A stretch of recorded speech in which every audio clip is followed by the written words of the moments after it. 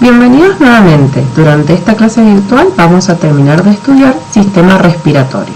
Hoy vamos a ver transporte e intercambio de gases. De los 4 sistemas de nutrición, obviamente continuamos con respiratorio y dentro del respiratorio nos seguimos orientando al sistema respiratorio humano. Veremos entonces cómo es el transporte y el intercambio de gases en este sistema. Los gases respiratorios viajan en pigmentos respiratorios, ¿sí? Ya que, por ejemplo, en el caso del oxígeno, la solubilidad del mismo en el plasma es muy baja, ¿sí?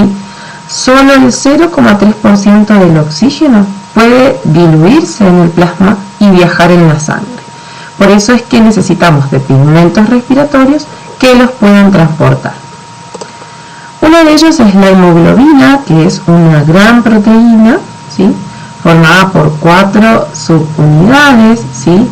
Cada una de las cuales tiene un grupo hemo que está acompañado de un átomo de hierro. Esta hemoglobina se encuentra en el glóbulo rojo y el glóbulo rojo es capaz de almacenar 265.000 millones de moléculas de hemoglobina, ¿sí? Cada glóbulo rojo.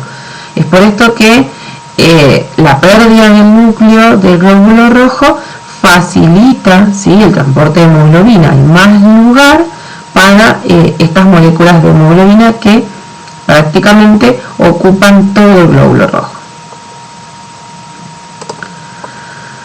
La hemoglobina, como dijimos, está en los eritrocitos, pero también en el humano y en otros seres vivos existe lo que es la mioglobina, ¿sí? Otro pigmento respiratorio, el cual lo encontramos en lo que es el músculo, ¿sí?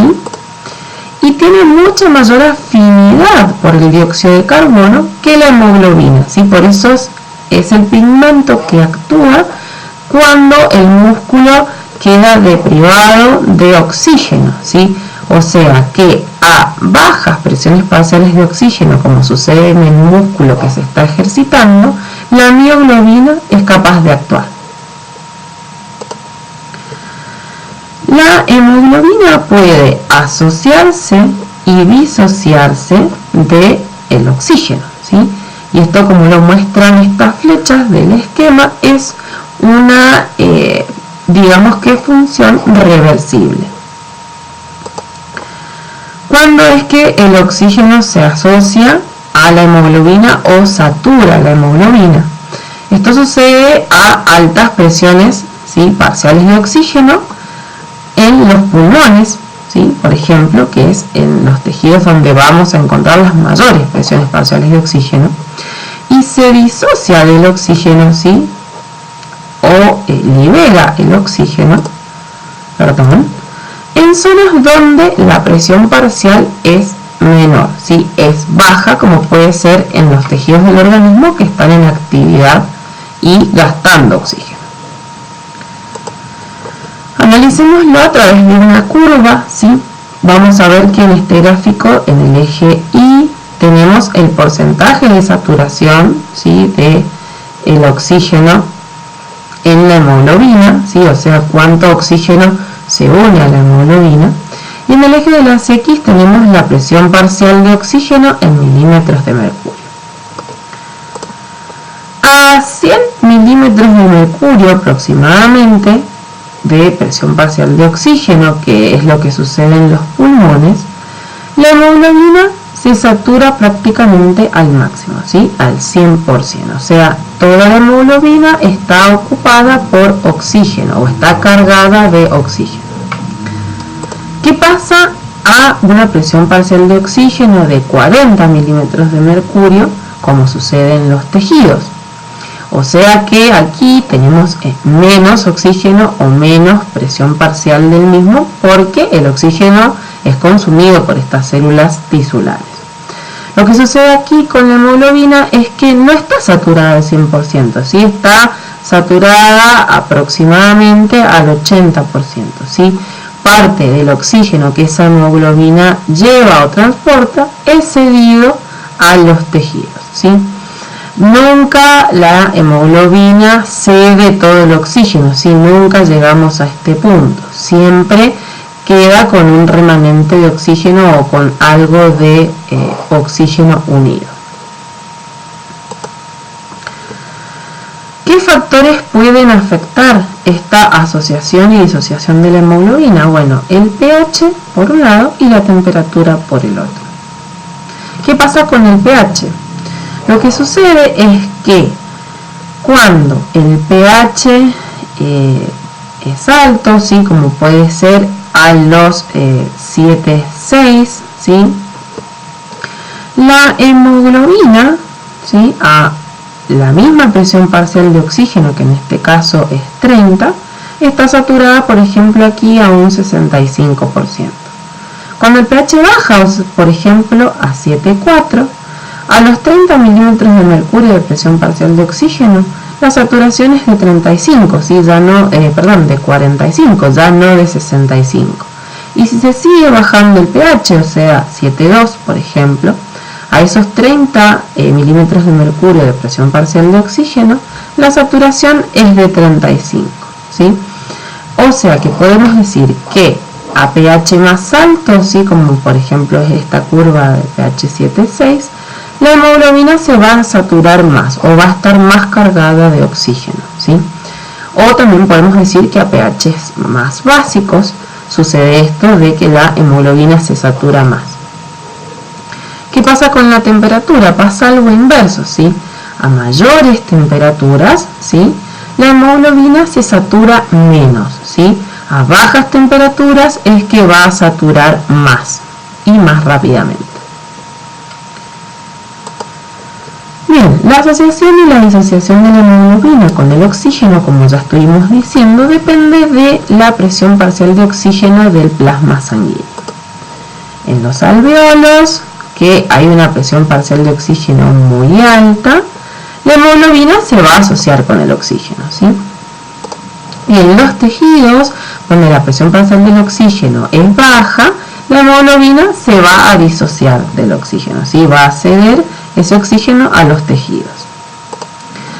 Mientras más activo sea el tejido, o sea, mientras más oxígeno consuma, menor va a ser la presión parcial de ese oxígeno y por ende más oxígeno va a ceder la hemoglobina a esas células. Estuvimos hablando de cómo viaja el oxígeno, ¿sí? ¿Cómo viaja ahora el dióxido de carbono? En parte este dióxido de carbono se transporta disuelto en el plasma, ¿sí? Un 10% aproximadamente. O unido también a la hemoglobina, ¿sí? La hemoglobina puede transportar dióxido de carbono. Este dióxido de carbono es entre el 5 y el 30%, el cual viaja asociado a la hemoglobina. Pero la mayor parte del dióxido de carbono viaja en el glóbulo rojo, ¿sí? Donde se disuelve en el agua, ¿sí? Y gracias a la anhidrasa carbónica es que forma ácido carbónico.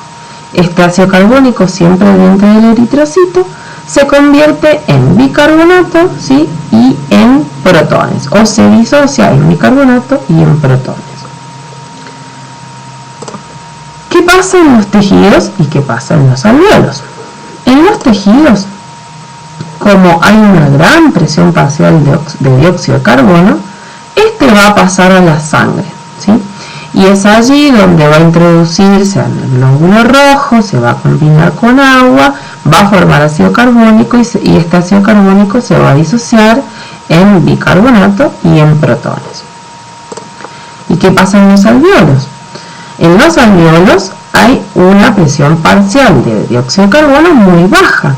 Por eso es que el dióxido de carbono pasa de la sangre a los alveolos. O sea que el bicarbonato con los protones vuelven a formar ácido carbónico, el cual se puede disociar en dióxido de carbono y en agua, y ese dióxido de carbono pasa a los alveolos para ser eliminado al exterior. Veamos un poco de la regulación nerviosa, ¿sí? A través del centro respiratorio vulvar de la respiración. El sistema nervioso autónomo, en este caso, regula tanto la frecuencia como la amplitud de la inspiración y la expiración, ¿sí? De la respiración. Y esto depende de la demanda del organismo. En nuestro cuerpo vamos a tener diferentes tipos de receptores, como pueden ser los quimioreceptores del bulbo, ¿sí? Del bulbo raquídeo, y los quimioreceptores que se encuentran en el cuerpo carótido, en el callado de la aorta, ¿sí? También, por ejemplo, que están en vasos sanguíneos importantes y que en su conjunto estos quimioreceptores detectan concentración de oxígeno y concentración de dióxido de carbono, además de también ir sensando las subas o las bajas de pH. También tenemos otro tipo de quimioreceptores que detectan el estiramiento del parénquima pulmonar, o sea, del tejido del pulmón. Todos estos receptores envían información a lo que es la protuberancia, ¿sí? Y al bulbo raquídeo, que en su conjunto forman este centro respiratorio vulvar. El bulbo raquídeo integra la información y le envía órdenes a efectores como puede ser el diafragma, y le dice, por ejemplo, que se contraiga y se relaje más rápidamente para aumentar, por ejemplo, la frecuencia respiratoria. A modo de repaso, les puse esta diapositiva para relacionar lo que es sistema respiratorio con sistema cardiovascular. Aquí tenemos un alveolo, ¿sí? Que está en estrecho contacto con un capilar pulmonar, ¿sí? Esta imagen del costado muestra un zoom, ¿sí? Y en este caso vemos como el dióxido de carbono de la sangre pasa a los alveolos, y podríamos decir también que el oxígeno del alveolo pasa a la sangre. Entonces, en los alveolos y los capilares pulmonares lo que va a suceder es que el aire del alveolo va a ceder oxígeno a la sangre de ese capilar, y ese capilar va a ceder dióxido de carbono al alveolo, ¿sí? Para eliminarlo al exterior. Entonces, en esta zona la sangre que gana oxígeno se va a oxigenar, va a ir por las venas pulmonares a lo que es la aurícula izquierda, va a pasar al ventrículo izquierdo y va a salir por la arteria aorta hacia todo lo que es el cuerpo, ¿sí? A los capilares sistémicos, en donde va a ceder su oxígeno a los tejidos y se va a llevar el dióxido de carbono, que es un desecho metabólico. Esta sangre rica en dióxido de carbono y ya desoxigenada viaja por las venas cavas superior e inferior y llega a la aurícula derecha, pasa al ventrículo derecho y sale por la arteria pulmonar hacia los pulmones para oxigenarse nuevamente. Recuerden bien este circuito, que es muy importante. Bien, terminamos entonces con sistema respiratorio. Recuerden que pueden estudiar este tema del capítulo número 35 del libro de Elena Curtis y de la unidad número 7 de sus guías de estudio. Muchas gracias.